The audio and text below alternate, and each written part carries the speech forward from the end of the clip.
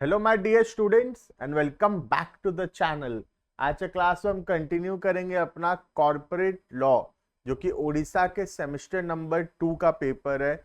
अगर तुम कोई और डिफरेंट यूनिवर्सिटी से बिलोंग करते हो ऑल ओवर इंडिया में, तो जरूर तुम्हारा सिलेबस में कॉर्पोरेट लॉ या कंपनी लॉ नाम का सब्जेक्ट होगा।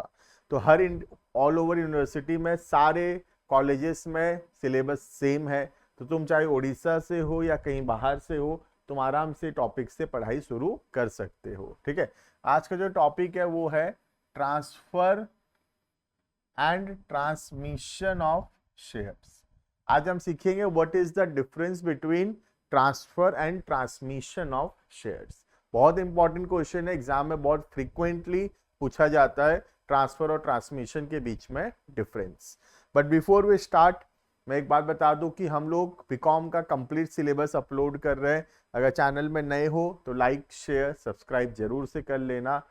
डिस्क्रिप्शन में एक ऐप का लिंक है, ऐप को डाउनलोड कर सकते हो। वहाँ पे सारे सब्जेक्ट्स के videos, notes, practice questions, exam papers सब कुछ अवेलेबल होगा।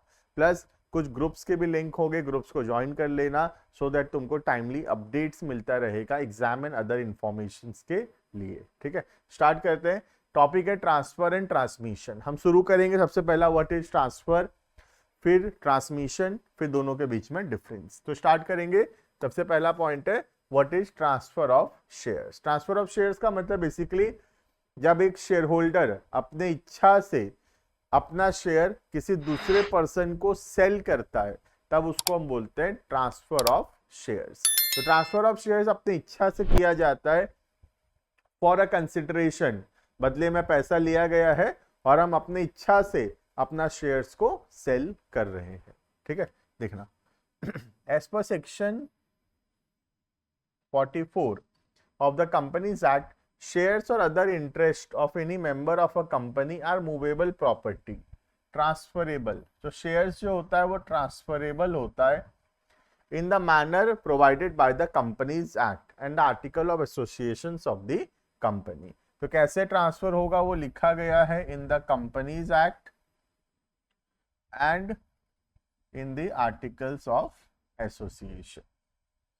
This implies that article may impose certain restrictions on the transfer of securities. However, they can only impose restrictions and not prohibit transfer of securities of a company। तो क्या बोल रहा है, किसी company का आर्टिकल ऑफ एसोसिएशन कुछ restrictions डाल सकता है। रेस्ट्रिक्शंस मतलब कुछ कंडीशंस डाल सकता है कि कब कब शेयर्स हम लोग ट्रांसफर नहीं कर सकते, कौन सी सिचुएशन में ट्रांसफर कर सकते हैं, ऐसे कुछ रेस्ट्रिक्शंस डाल सकता है आर्टिकल ऑफ एसोसिएशन। बट क्या आर्टिकल प्रोहिबिट कर सकता है, क्या आर्टिकल रोक सकता है? तो the answer is no. Article of association किसी भी शेयर होल्डर को रोक नहीं सकता अपना शेयर सेल करने से। क्लियर है? Next, in the absence of any restriction, अगर कोई रेस्ट्रिक्शन नहीं है तो in the absence of any restriction in the articles of the company a security holder can transfer. अगर आर्टिकल कुछ रेस्ट्रिक्शंस नहीं डाल रहा है तो एक सिक्योरिटी होल्डर, एक शेयर होल्डर अपनी इच्छा से अपना शेयर ट्रांसफर कर सकता है। बट वो सच में ट्रांसफर करना चाहिए, ट्रांसफर रियल होना चाहिए एंड बोनाफाइड होना चाहिए। बोनाफाइड मतलब इन गुड फेथ, भरोसे में होना चाहिए। ट्रांसफर करने का रीजन ये नहीं होना चाहिए कि वो कोई फ्रॉड करना चाहता है कंपनी के साथ। तो ट्रांसफर रियल होना चाहिए, सच में हम ट्रांसफर कर रहे हैं अपना शेयर, हम सच में किसी दूसरे को बेच रहे हैं और बोनाफाइड, भरोसे में, गुड फेथ में सेल कर रहे हैं। ठीक है, in the sense that it is an out disposal of the property without retaining any interest। तो without retaining any interest मतलब हम लोग प्रॉपर्टी बेचने के बाद हमारा उसमें कोई भी और हिस्सा नहीं रहना चाहिए। तो ट्रांसफर रियल होना चाहिए, ऐसा नहीं कि हम कोई फेक ट्रांसफर कर रहे हैं, जैसे मैं अपने बेटे को बेच रहा हूं खाली दिखाने के लिए, तो ऐसा नहीं होना चाहिए। ट्रांसफर रियल होना चाहिए, बोनाफाइड होना चाहिए, भरोसे में होना चाहिए और ट्रांसफर करने के बाद और मेरा कोई भी अधिकार नहीं बचना चाहिए उस सिक्योरिटीज के ऊपर। क्लियर है ये? Next, a private company statutory required to restrict the right to transfer its security. लेकिन एक प्राइवेट कंपनी रोक सकता है, क्योंकि प्राइवेट कंपनी के तो नेचर में ही होता है कि उसके आर्टिकल्स में लिखा हुआ होता है कि कोई भी शेयर होल्डर अपना शेयर को सेल नहीं कर सकता, रेस्ट्रिक्शन है सेल करने में। ठीक है, नॉर्मली इस article lay down the grounds on which board of directors में refuse registration of securities. However, with the introduction of Depositories Act 1996, public company can no longer refuse register transfer of its security. तो public company मना नहीं कर सकता, किससे? Transfer से। Public company में share holders का इच्छा है वो अपने मन से ट्रांसफर कर सकते हैं, but in case of a private company का आर्टिकल्स में लिखा हुआ हो सकता है restriction on transferability of shares, क्योंकि एक प्राइवेट कंपनी के कैरेक्टरिस्टिक्स में ही होता है कि उसके मेंबर शेयर्स को सेल नहीं कर सकते। क्लियर है?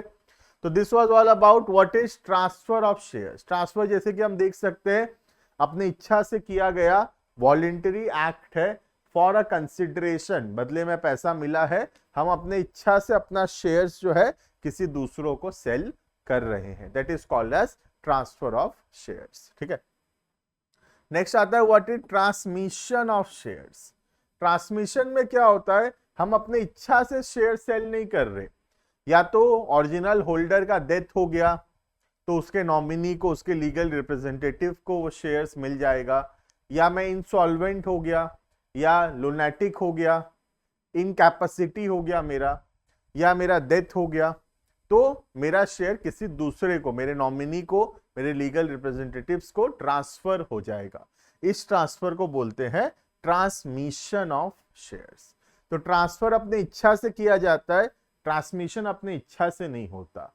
ट्रांसफर में कंसिडरेशन होता है, बट ट्रांसमिशन में कंसिडरेशन नहीं होता। ठीक है, देखना, by transmission of securities is meant an involuntary assignment of securities to a person because of the operation of law. Law के वजह से जब शेयर ट्रांसफर हो रहा है, ऐसे ट्रांसफर को बोलते हैं ट्रांसमिशन। कब कब ट्रांसमिशन होता है? when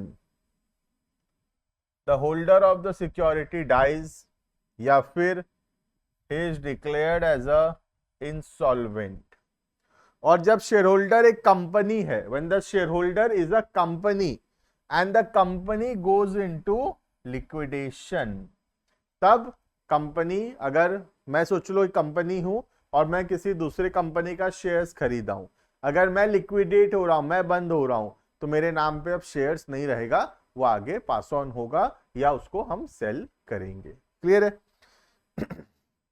नेक्स्ट,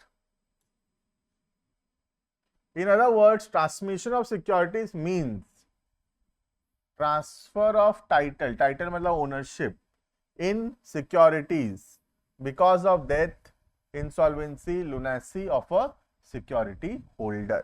तो सिक्योरिटी होल्डर को कोई भी दिक्कत है, डेथ, इंसॉल्वेंसी, लुनेटिक, इनकैपेसिटी, कुछ भी होता है, और उसके लीगल रिप्रेजेंटेटिव्स को, उसके ऑफिशियल रिसीवर्स को, या कोई person appointed by the court, उनको शेयर चला जाता है, ये प्रोसेस को बोलते हैं ट्रांसमिशन। तो जैसे कि हम देख सकते हैं ट्रांसमिशन इनवॉलेंट्री है, हम अपनी इच्छा से नहीं कर रहे, वो तो ट्रांसफर हो जा रहा है। ठीक है, transmission of security is involuntary assignment of security because the property in security passes. ऐसा क्यों होता है? Due to operation of law without a